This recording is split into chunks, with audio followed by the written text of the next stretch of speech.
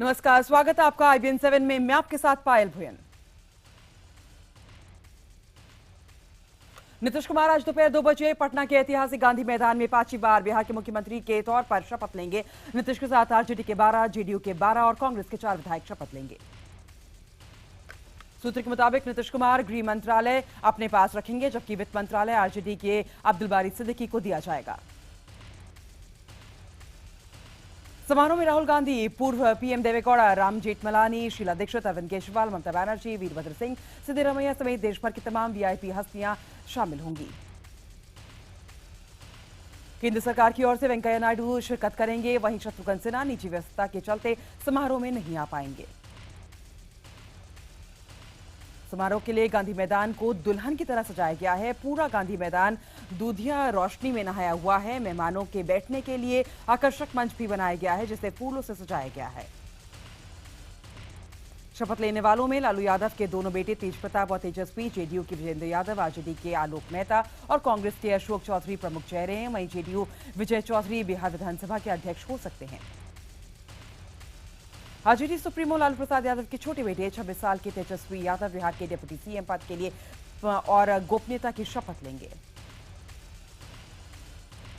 Peter Mukherjee को आज CBI court में पेश किया जाएगा, जहां पूछताछ के लिए सीबीआई उनके रिमांड की मांग कर सकती है। इससे पहले कल सीबीआई ने 1000 पन्नों की चार्जशीट अदालत में दाखिल की। मुंबई का हाई प्रोफाइल शीना बोरा हत्याकांड में सीबीआई ने इंद्राणी के पति और स्टार इंडिया के पूर्व सीईओ पीटर मुखर्जी को गिरफ्तार किया है। सूत्रों के मुताबिक पीटर पर जांच एजेंसी से बात छिपाने का आरोप है। इंद्राणी ने भी पीटर मुखर्जी के खिलाफ कुछ अहम सबूत दिए हैं, जिसके बाद ही गिरफ्तारी हुई है। मुंबई के दादर में एक 3 मंजिला इमारत में आग लग गई और आग इतनी भयंकर है कि दमकल की 16 गाड़ियों को बुलाना पड़ा। इमारत में बच्चे और बूढ़े भी हैं। भीषण आग से डरकर लोग बिल्डिंग से कूदने की भी कोशिश कर रहे हैं, लेकिन दमकल कर्मियों ने लोगों को सुरक्षित निकाल लिया। दमकल अधिकारियों ने करीब 50 लोगों को इमारत से निकाला। हादसे में 2 लोग घायल हैं, जिनका अस्पताल में इलाज चल रहा है। केंद्र सरकार के कर्मचारियों को बड़ा तोहफा मिला है। 7वें वेतन आयोग ने वित्त मंत्री अरी को रिपोर्ट सौंप दी है। कुल वेतन में 23.5% बढ़ोतरी की सिफारिश की गई है। 7वें वेतन आयोग ने बेसिक सैलरी में 16%, भत्ते में 63% और पेंशन में 24% बढ़ोतरी की सिफारिश की है। आयोग ने न्यूनतम वेतन 18,000 और अधिकतम वेतन 2,25,000 प्रति महीने रखने की बात कही है। साथ ही वेतन में सालाना 3% की बढ़ोतरी की भी बात है। आयोग ने एक पद के पेंशन के साथ सेवाओं में बराबर वेतन की भी सिफारिश की है। जनवरी 2016 से ये सारी सिफारिशें लागू होंगी। प्रधानमंत्री नरेंद्र मोदी ने देश के युवाओं से सिंगापुर और मलेशिया में बसे भारतीयों से वहां होने वाले कार्यक्रम के लिए आइडिया मांगे हैं। अच्छे आइडिया देने वाले को प्रधानमंत्री खुद मिलने का बुलावा भेजेंगे। प्रधानमंत्री ने फेसबुक पर लिखा है कि आप एंड्रॉयड एप्लीकेशन डाउनलोड कर नए आइडिया शेयर कर सकते हैं। प्रधानमंत्री शनिवार को मलेशिया पहुंच रहे हैं। वहां वो आसियान और पूर्वी एशिया शिखर सम्मेलन में हिस्सा लेंगे।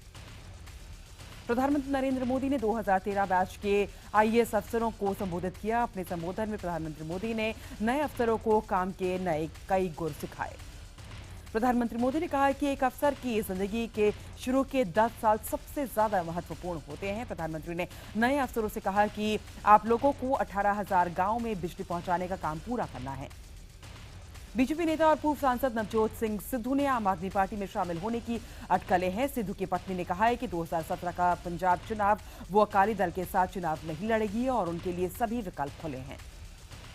सिद्धू की पत्नी पंजाब के अमृतसर से बीजेपी की विधायक है। दोनों ही काफी समय से पार्टी से नाराज चल रहे हैं और इस बार के लोकसभा चुनाव में भी सिद्धू की जगह अरुण जेटली को अमृतसर से टिकट दिया गया था।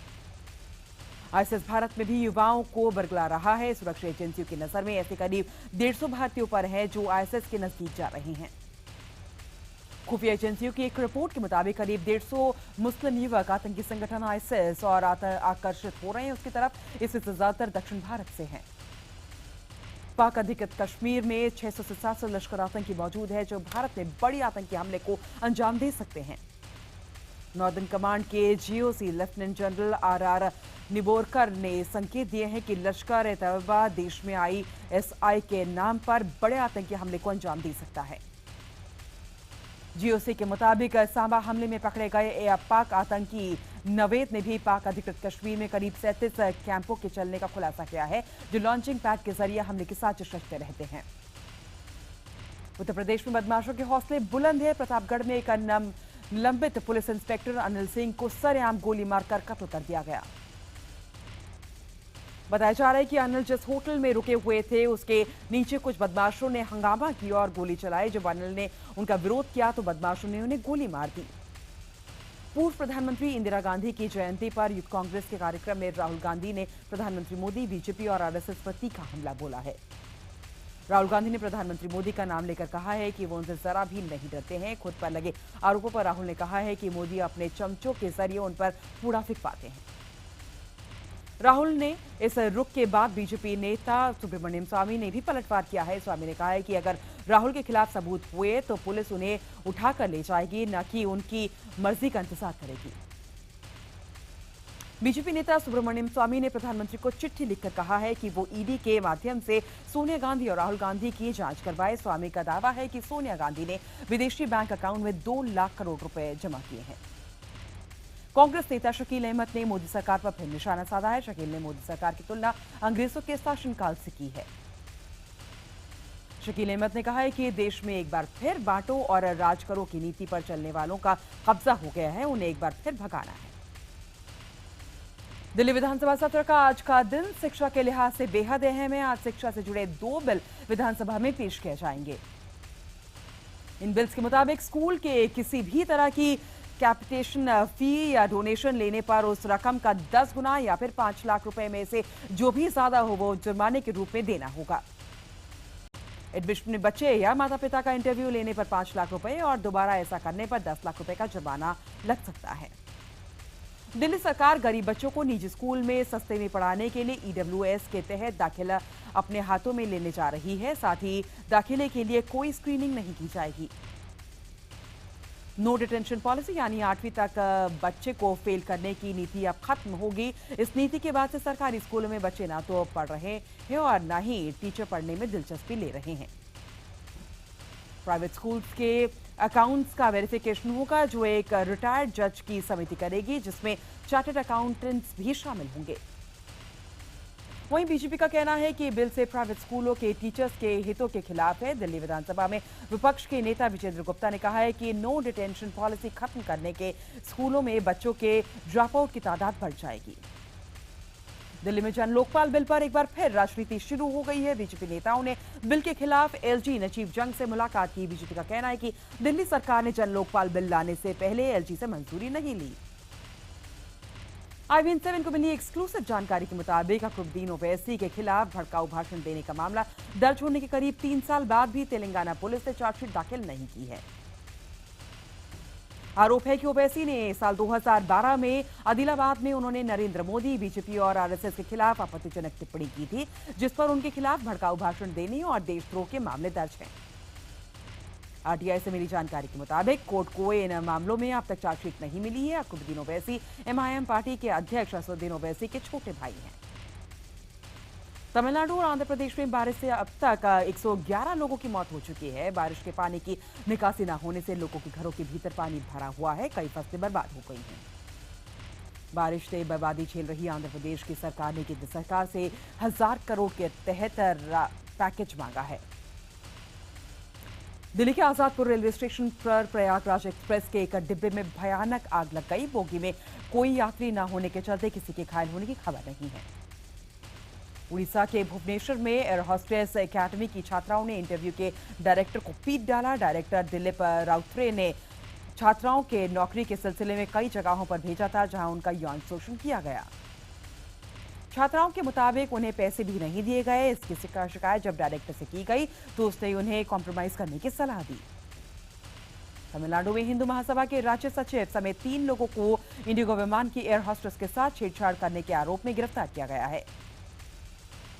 आरोपी इन तीनों ने नशे में एयर होस्टेस के साथ दुर्व्यवहार किया और तस्वीरें खिंचवाने की कोशिश की। तीनों पर दूसरे यात्रियों से दुर्व्यवहार करने का आरोप भी है।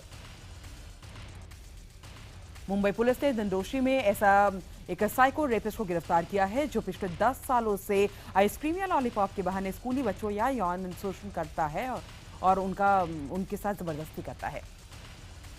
राजाराम यादव नाम का आदमी गारमेंट कंपनी में काम करता है। राजाराम ने केवल बच्चों का यौन शोषण करता था, बल्कि मना करने पर उन्हें पीटता और जान से मारने की धमकी भी देता था।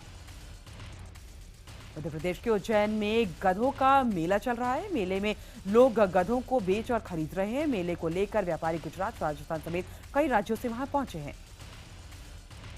व्यापारियों की माने तो गधों की कीमत उनकी उम्र और दांत देखकर तय होती है। 5 दिन तक चलने वाले गधों के मेले में 20,000 से 25,000 गधों की बिक्री हो जाती है।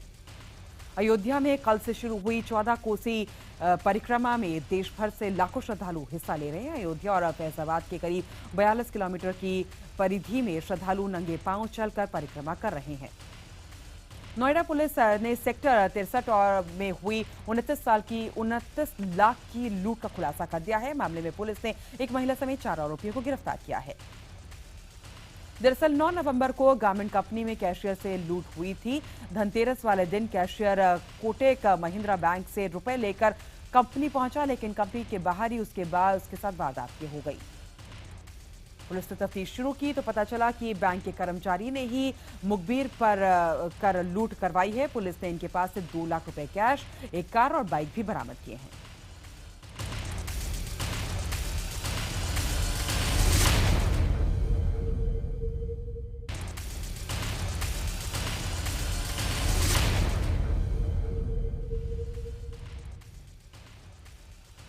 हिमाचल प्रदेश के त्रियुण में मिल रहे पाकिस्तान टेलीकॉम कंपनी के सिग्नल को लेकर टेलीकॉम विभाग की जांच की टीम का कहना है कि ये सिग्नल बेहद मजबूत हैं। हरियाणा के फतेहाबाद के पास दरियापुर गांव की फुटबॉल अकादमी के मैदान में फीफा ने 2 स्टार प्रमाण पत्र दे दिया है।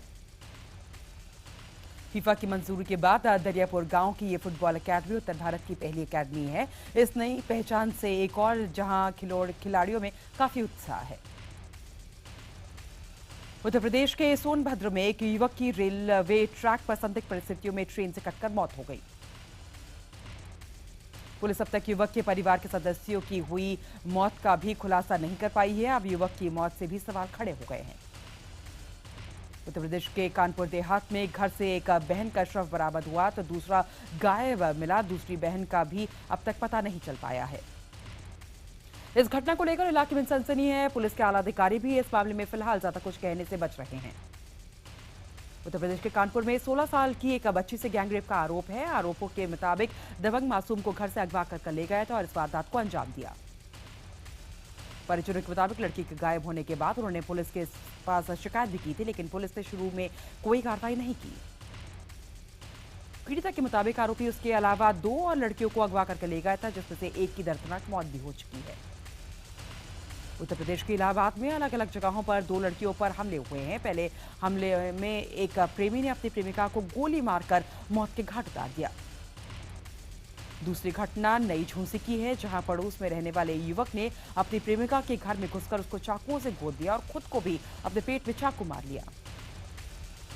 राजस्थान के सवाई माधोपुर में महिला की हत्या के आरोप में पुलिस ने 3 आरोपियों को गिरफ्तार किया है। मामला अवैध संबंधों का बताया जा रहा है।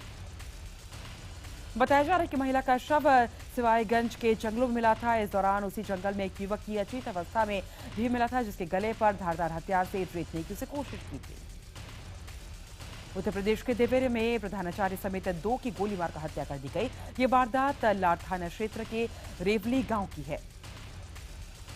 बताया जा रहा है कि इंटर कॉलेज के प्रधानाचार्य पर 3 अज्ञात बाइक सवार बदमाशों ने गोलियां बरसा दी, जिससे प्रधानाचार्य और उनके अंगरक्षक की मौत हो गई। वारदात के बाद हत्यारे वहां से फरार भी हो गए। पुलिस मामले की जांच कर रही है। वारदात के पीछे आपसी रंजिश की आशंका जताई जा रही है। राजस्थान के बांदीकुई में एक फार्मासिस्ट पर 2 बच्चियों के साथ आपत्तिजनक हरकत करने का आरोप लगा है। बिहार के पश्चिम चंपारण में एक बस ने बाइक को टक्कर मार दी, जिसमें बाइक सवार को रौंद डाला गया। इस हादसे में बाइक सवार पर 2 लोगों की मौत हो गई। इस घटना में गुस्साए ग्रामीणों ने मुख्य सड़क को जाम कर दिया, जिससे यातायात पूरी तरीके से बाधित हो गया। मध्य प्रदेश के ग्वालियर में एक महिला अपने पति के खिलाफ मारपीट की शिकायत लेकर एसपी के दफ्तर पहुंची। महिला का आरोप है कि ससुराल के दूसरे लोग भी उसके साथ पिटाई करते हैं। पटना सिटी के बाईपास थाना क्षेत्र में एक दर्दनाक हादसा हुआ है। यहाँ एक बेलगाम ट्रक से कुचलकर बाइक सवार युवक और 2.5 साल के बच्चे की मौत हो गई। मृतक युवक की पहचान फुलवारिश शरीफ निवासी रोशन के रूप में की गई है। इस घटना के बाद से ट्रक चालक फरार बताया जा रहा है। मेरठ में स्कूली छात्राओं को ड्रग्स की लत लगाकर दुष्कर्म करने वाले गिरोह का पर्दाफाश हुआ है और इस रैकेट का खुलासा तब हुआ जब एक अधिकारी की बेटी इस रैकेट का शिकार हुई। आरोपी ने नाबालिग छात्रा को ब्लैकमेल किया तो उसने अपने पिता को ये बात बता दी। आरोपी को जहां कोर्ट ने उसे 14 दिन की न्यायिक हिरासत में भेज दिया है। उत्तर प्रदेश के कुशीनगर में हाथ पैरों से विकलांग होने के बावजूद मनोज अपनी प्रतिभा का लोहा मनवा रहे हैं। लोग उनकी मधुर आवाज के मुरीद हैं। बेंगलुरु के 63 साल के सैयद सज्जाद ने एक सोलर इलेक्ट्रिक कार बनाई है। 12वीं पास सज्जाद का दावा है कि कम लागत से बनने वाली ये कार प्रदूषण मुक्त है। सज्जाद ने 13 साल की कड़ी मेहनत के बाद ये कार बनाई है। सज्जाद देश भर की 6000 किलोमीटर की यात्रा पर निकले हैं। इस दौरान वो लोगों को सोलर एनर्जी का महत्व समझा रहे हैं। फरहान अख्तर और अमिताभ बच्चन की फिल्म वजीर का ट्रेलर रिलीज कर दिया गया है। सुशांत सिंह राजपूत फिल्म गुस्ताखियों में प्रियंका चोपड़ा के ऑपोजिट नजर आएंगे। गुरुवार को सुष्मिता सेन ने अपना 40वां जन्मदिन मनाया। सुष्मिता सेन 1994 में मिस यूनिवर्स का खिताब जीतने वाली पहली भारतीय महिला है। हरभजन ने ट्विटर पर पत्नी गीता बसरा के साथ कुछ फोटो शेयर की हैं। इनमें गीता बाइक पर सवार है और बैक सीट पर हरभजन बैठे हुए हैं। भजी ने ट्वीट किया, शहर में एक नया बाइकर आ गया है, गीता बसरा। शिल्पा शेट्टी ने अपनी किताब द ग्रेट इंडियन डाइट का लोकार्पण किया है। इस बुक में Shilpa food category, nutrition value और फैट बर्न के तरीके बता रही हैं। दिल्ली के क्रिकेट प्रेमियों के लिए राहत की खबर है। भारत और दक्षिण अफ्रीका के बीच चौथा टेस्ट मैच दिल्ली में खेले जाने का रास्ता साफ हो गया है। डीडीसीए की याचिका पर दिल्ली हाईकोर्ट ने एमसीडी को दिल्ली में टेस्ट मैच की इजाजत देने का आदेश जारी किया है। दिल्ली हाईकोर्ट ने डीडीसीए को 50-50 लाख की 2 किश्तों में 1 करोड़ रुपए देने की बात पर एमसीडी को एनओसी जारी करने का निर्देश दिया है।